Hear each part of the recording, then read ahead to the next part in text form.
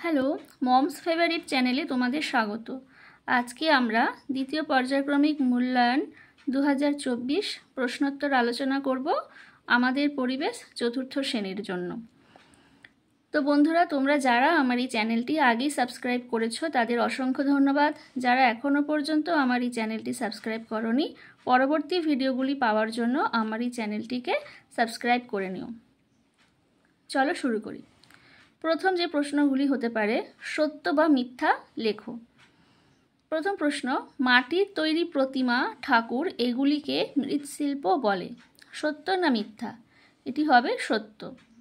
নদিয়ার শান্তিপুর ও ফুলিয়াতে তাঁত শিল্প বিখ্যাত। এটি সত্য না মিথ্যা? এটি সত্য। তো সত্যর জায়গায় আমরা ফাঁকা ঘরে আমরা সত্য লিখে দেবো। পৃথিবী সূর্যের চারদিকে ঘুরছে বলে দিন রাত হচ্ছে। এটা সত্য না মিথ্যা? এটা মিথ্যা। পৃথিবী নিজের চারিদিকে ঘুরছে বলে দিন ও রাত হচ্ছে, অর্থাৎ পৃথিবীর আহ্নিক গতির জন্য দিন ও রাত হচ্ছে, তাই এটি হবে মিথ্যা। পৃথিবী যদি সূর্যের চারিদিকে ঘোরে তাহলে কি হয় না, ঋতু পরিবর্তন হয়। চাঁদ হলো পৃথিবীর একটি কৃত্রিম উপগ্রহ। এটি হবে মিথ্যা, কারণ চাঁদ পৃথিবীর কৃত্রিম উপগ্রহ নয়, একটি প্রাকৃতিক উপগ্রহ। দুয়ের দাগের প্রশ্ন, মিলিয়ে লেখো। যিনি মাটির জিনিস তৈরি করেন তাকে কি বলা হয়? তাকে বলা হয় কুমোর। যিনি লোহার জিনিস তৈরি করেন তাকে বলা হয় কর্মকার। যিনি ডোকরার কাজ করেন তাকে বলা হয় মালাহার। বড় শিল্পের উদাহরণ হলো জাহাজ তৈরি। একটি নক্ষত্র ধ্রুবতারা। ধ্রুবতারা হলো একটি নক্ষত্র। সৌরজগতের সবচেয়ে বড় গ্রহের নাম, সৌরজগতের সবচেয়ে বড় গ্রহের নাম হলো বৃহস্পতি।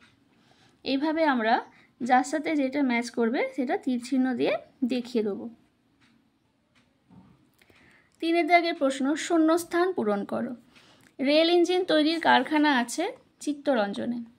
তারপর ড্যাশ হলো তামা ও টিনের মিশ্রণ। কি না, ব্রোঞ্জ হলো তামা ও টিনের মিশ্রণ।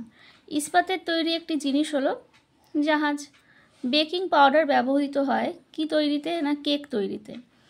চারের দাগের প্রশ্ন, সঠিক উত্তরের মাথায় টিক চিহ্ন দাও। তাহলে প্রথম প্রশ্ন কি না, দূরবীন আবিষ্কার করেন গ্যালিলিও না নিউটন? তাহলে উত্তর হবে দূরবীন আবিষ্কার করেন গ্যালিলিও, তাই গ্যালিলিওর মাথায় টিক চিহ্ন দেব। ক্ষয়ের প্রশ্ন, বশিষ্ঠের স্ত্রীর নাম ক্রতু না অরুন্ধতী? তাহলে বশিষ্ঠের স্ত্রীর নাম হলো অরুন্ধতী, অরুন্ধতীর মাথায় আমরা টিক চিহ্ন দেব।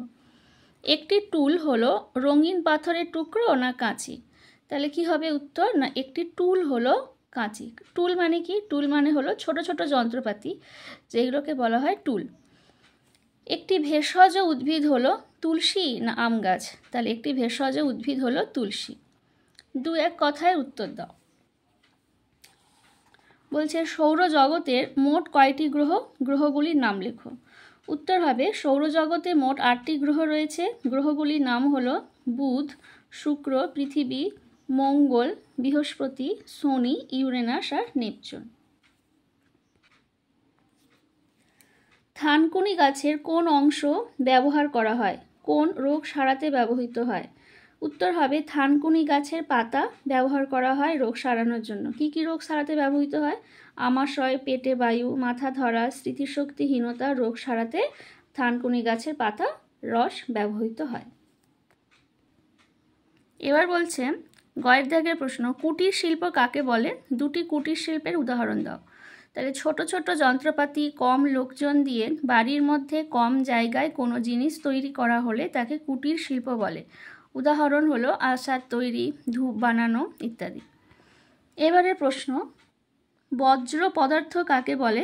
মাটির সঙ্গে মেশানো এমন দুটি বজ্র পদার্থের নাম। তাহলে বজ্র পদার্থ কাকে বলবো? না, আমাদের ফেলে দেওয়া নোংরাগুলোকেই বজ্র পদার্থ বলা হয়। বর্জন করা বা ফেলে দেওয়া হয় বলে এগুলোর নাম বজ্র পদার্থ। তাহলে মাটির সাথে মিশে যায় এমন বজ্র পদার্থ হলো কাগজ, আনাজের খোসা। আর জেনে রাখা ভালো যে মাটিতে মিশে যায় না এমন বজ্র পদার্থ হলো প্লাস্টিকের বোতল, কাঁচের টুকরো ইত্যাদি। বলছে পূর্ণিমার সময় আমরা চাঁদকে গোল থালার মতো দেখি কেন? উত্তর হবে পূর্ণিমার সময় সূর্য, পৃথিবী, চাঁদ এক সরলরেখায় থাকে, অর্থাৎ পৃথিবী থাকে সূর্য ও চাঁদের ঠিক মাঝখানে, সূর্য আর চাঁদের ঠিক মাঝখানে থাকে পৃথিবী, এরা একটা সরলরেখায় থাকে।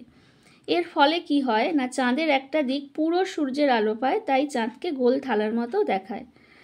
পূর্ণিমা কখন হয়? পূর্ণিমা হয় তখনই যখন সূর্য, পৃথিবী আর চাঁদ এক সরলরেখায় থাকে। এর ফলে কি হয়, সূর্য থেকে যে আলো আসে তা হলো পুরোটা এই চাঁদের উপরে গিয়ে পড়ে, চাঁদের একটা দিকের উপরে পুরো আলোটা পড়ে। এর ফলে কি হয় না, এইখানে লোকেরা তখন চাঁদকে একটা গোল থালার মতো দেখতে পায়। বন্ধুরা, তোমরা এই ছবিটা ভালো করে আঁকবে। যখন এই প্রশ্নটা মানে যদি দেয় যে পূর্ণিমার সময় চাঁদকে গোল থালার মতো দেখায় কেন, তখন যদি তোমরা এই ছবিটা দাও তো মানে তোমাদের উপর ইমপ্রেশনটা টিচারদের বাড়বে। সংক্ষেপে উত্তর দাও, ডোকরা কি? ডোকরার তৈরি 3টি জিনিসের নাম লেখো। মৌমো আর ধুনোর ছাঁচে গলানো পিতল ঢেলে নানান ধরনের মূর্তি তৈরি করা হয়। পিতলের এসব জিনিসগুলোকে বলা হয় ডোকরা। উদাহরণ যেমন পিতলের ময়ূর বা ডোকরার ময়ূর, ডোকরার পঞ্চপ্রদীপ, ডোকরার পেঁচা। এগুলো হলো ডোকরার জিনিসের নাম। এরপরের প্রশ্ন, দিন ও রাত কিভাবে হয় লেখো, ছবি এঁকে বুঝিয়ে দাও। কিভাবে বলবো না, আমরা আগেই বলেছি যে পৃথিবীর আহ্নিক গতির জন্য দিন ও রাত হয়, অর্থাৎ পৃথিবী নিজের চারপাশে এক পাক খেতে সময় লাগে 24 ঘন্টা, অর্থাৎ পৃথিবী 24 ঘন্টায় একবার নিজের চারপাশে পাক খায়। এইভাবে পাক খেতে খেতে যে দিকটা সূর্যের সামনে আসে তখন হয় দিন, আর অপর দিকে তখন সূর্যের আলো পড়ে না, তখন হয় রাত। বন্ধুরা, এই ছবিটা দেখো, সূর্য আর এটা হলো পৃথিবী। সূর্য, পৃথিবী কী করছে, নিজের চারপাশে পাক খেতে খেতে, দেখো এই যে পেন্সিলটা যদি ভালো করে লক্ষ্য করো দেখবে এখানে লেখা আছে অগ্নিজি, এটা ধরো সূর্যের সামনে আছে। এর ফলে যদি পৃথিবী নিজের চারপাশে পাক খাচ্ছে, এর ফলে এই দিকটা যখন ঘুরতে ঘুরতে উল্টো দিকে চলে আসে তখন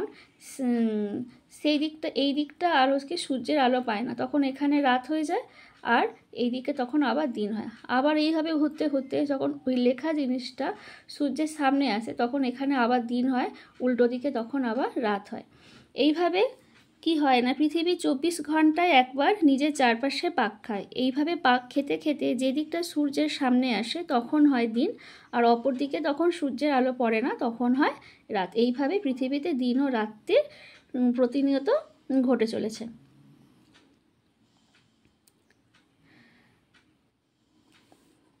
এখানে সূর্যের আলোটা পড়ছে তাই এখানে দিন, আর অপর উল্টো দিকে তখন হচ্ছে কি সূর্যের আলো বাধা পাচ্ছে, মানে এখানে সূর্যের আলো পড়ছে না, তখন এখানটায় হয়ে যাচ্ছে রাত্রির। এইভাবে দিন ও রাত্রির হয়। তো বন্ধুরা, আমার এই চ্যানেলটি যদি তোমাদের ভালো লেগে থাকে অবশ্যই সাবস্ক্রাইব করো, লাইক করো এবং শেয়ার করো। ধন্যবাদ।